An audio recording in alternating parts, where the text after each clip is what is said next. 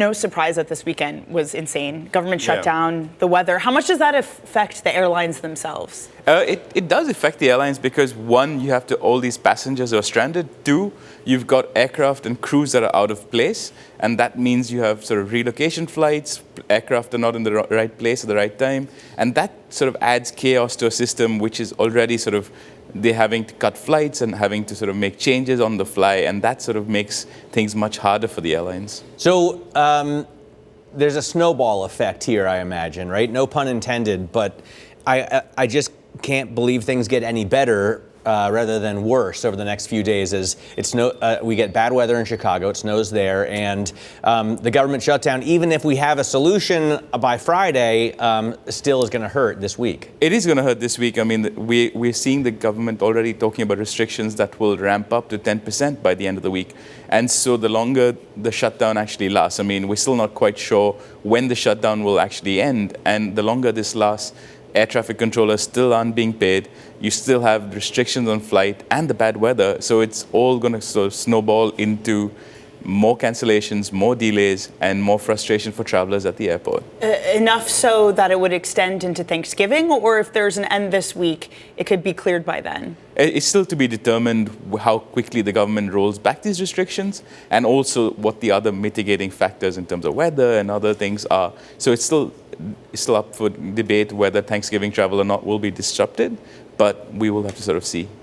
Nonetheless, we see airlines doing well. I mean, you can see on the sidebar here, Southwest is up in the pre-market, American Airlines is up in the pre-market, United Airlines is up in the pre-market.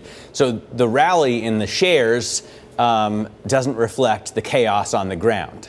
I mean, we did see sort of the shares take a beating well. They talked about the restrictions, and so this is sort of a more positive approach, saying that, okay, air travel might be back given the fact that the government shutdown looks like it's ending. It was a period, though. We saw, for example, on Friday, the latest University of Michigan sentiment survey, where it looked at the lowest since 2021.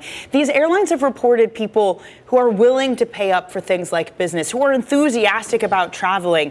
A period like this, could that go some way to dent that sentiment? It could dent sentiment because people who are sort of more willing to travel might hold off and might think twice about booking travel, especially as they watch the chaos unfold. And so we still have to wait and see what the booking trends look like when the airlines sort of give us more of an update as to what the impact of this shutdown and the restrictions were.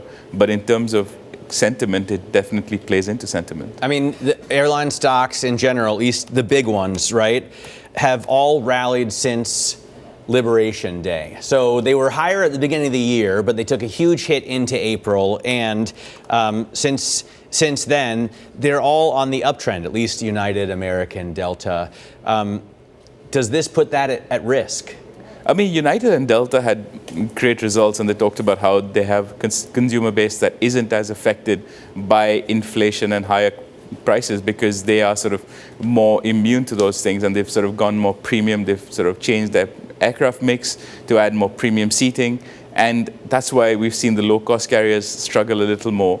But in terms of sentiment, yes, there was the airlines also cut their estimates for the year when the Liberation Day tariffs came around because they weren't quite sure what the economy looked like. And then they've sort of been more bullish and more optimistic about the prospects for next year. So that's why airline stocks have been where they are.